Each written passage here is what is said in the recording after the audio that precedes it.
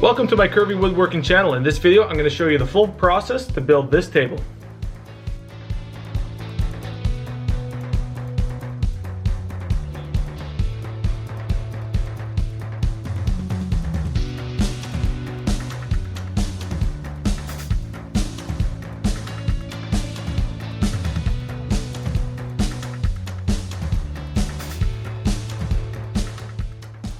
So we're going to get the easy bit out of the way first. The tabletop is 6/4 inch figured walnut. Now these three pieces cost me a total of 220 Canadian dollars. That's the main reason people don't opt to go for solid wood furniture, just because it is so expensive compared to using plywood with the veneer on top. But I like the character of the grain, so I keep on using it. After I get the clamps set, I'm going to take this opportunity to scrape off the excess glue that got pushed out. It's going to save some sanding headaches later on.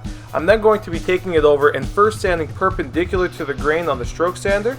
Then I'll be sanding very lightly with the grain on the stroke sander. If you start sanding with the grain first, you have a risk of gouging the material, so always start perpendicular.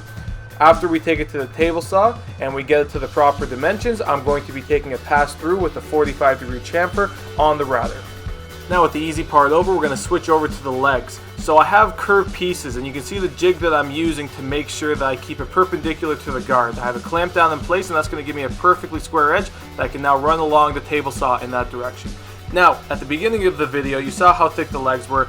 Nothing too crazy in terms of thickness, but you have to remember, to have the bent lamination, I need to cut this into smaller strips of plank. So I'm going to be taking a lot of wood, minimizing how much material I'm wasting with the bandsaw, but realistically I'm losing a couple of inches just by taking the 16 passes through on the bandsaw to get my 16 individual strips.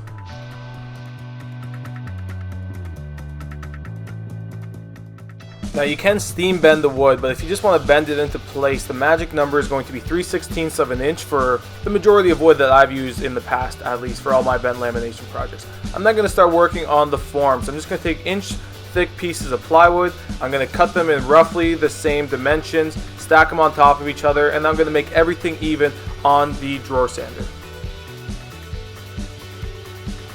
Now, an important step with the bent lamination process is to get a glue with a delayed ticker. Now, typical carpenter's glue will start to set after 10 to 15 minutes. You can't have that just because this bending process took us around 30 minutes to complete.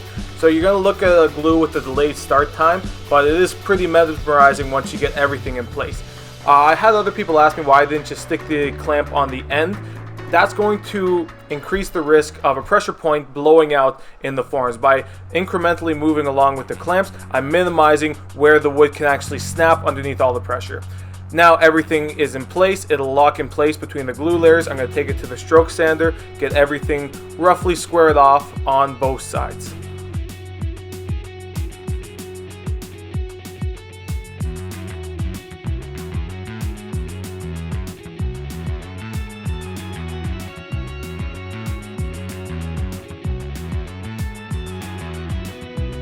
Now when you first look at the table, I want you to have a second look, just because you're going to assume that it's naturally being held up from the curved legs. However, that's next to impossible. There's going to be so much cantilevering. Even if I reinforce the hell out of that joint, you're still going to have sagging occurring over the years. So I'm going to be painting these rods black, but in order to support the table, I have to install a plate on the top and bottom sections of that rod. Now this is a little trick that I do. If you don't have a drill press accessible just because of your orientation, use a hand clamp and just squeeze that drill down until you go through the steel piece.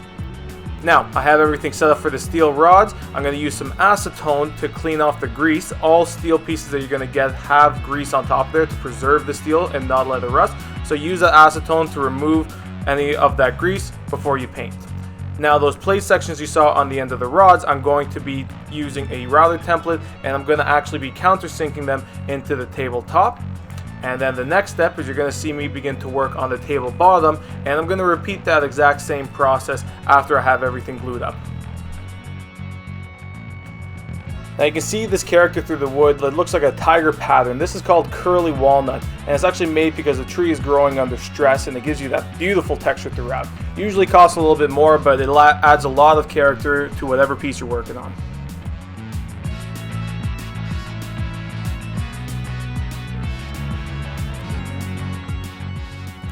Okay, so now it's time to fit everything together. Those two curved pieces, while I use the form to get them perfect, there are going to be slight variations in movement. So I'm going to line it up, sand it so it's roughly perpendicular on the top. This part is embedded into the top of the table, so it's not as important. On the bottom section, I'm actually just going to make a quick jig, which is a piece of sandpaper on a flat piece of plywood, just to make sure that it's perfectly flat so that it sits on top of the base with no voids occurring. I'll be using the same chamfer on the curved sections of wood, and then I'm going to start the long and tedious process of sanding. For sanding, make sure that you use a pencil line in between each grit and keep on sanding until the pencil line disappears. I'm going to start at 60 grit and I'm going to work my way up all the way up to 320 grit to get a perfectly smooth finish.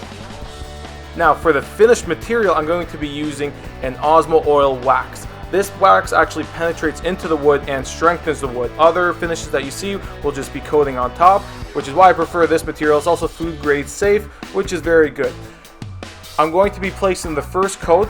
I'm going to set it, leave it for around 10 minutes, and then I'm going to wipe off the excess material. Now, it's pretty quick in this process, but I'm actually taking around 5 or 6 passes with a clean rag afterwards, just to make sure I have no excess Osmo oil wax. After the 10 to 15 minutes, you have to remove the excess of material. I'm going to be placing 3 coats on the tabletop and then 2 coats on all the other portions. The tabletop gets an additional coat just because it's going to be seeing more wear than everything else. If you enjoy what you see in this video, please be sure to subscribe to my channel for more DIY content. Okay, now time for the final assembly. I have those drills I cut out earlier, I have the plates that I attached onto the bottom. We're going to be using individual stretcher pieces so that I can make sure the table is perfectly square to one another. I'm then just going to tack in the steel plates into place. I don't want to do a full weld just because it'll also heat the wood that I have a finish on and potentially damage the wood. I removed the screw so that I could shift it down a little more, put a couple more tack welds, but that's as strong as you can imagine. It's not going to move any bit. After I grind it flush and I reattach the screws, I'm ready to flip it over and work on installing the curved leg sections. Now this is pretty self-explanatory. You saw how I did it earlier. I'm just going to be fastening it on the top. I'm going to be replacing the tabletop and I'm going to be securing it through the bottom, and that also helps the side-to-side movement, because you can imagine those 2 steel rods are helping on a vertical stress, but side to side they're not giving me much support. So these curved legs do have a structural purpose as well.